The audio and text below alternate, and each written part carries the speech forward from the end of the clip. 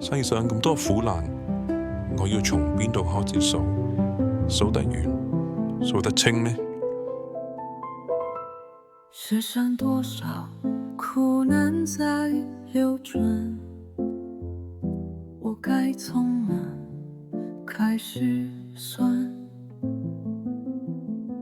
數不清的眼淚與哭痕，在心裡悄悄打轉。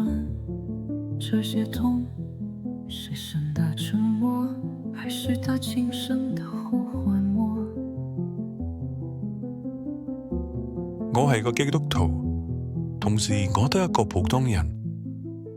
好多時候我都唔知點樣去回應呢個世界嘅黑暗。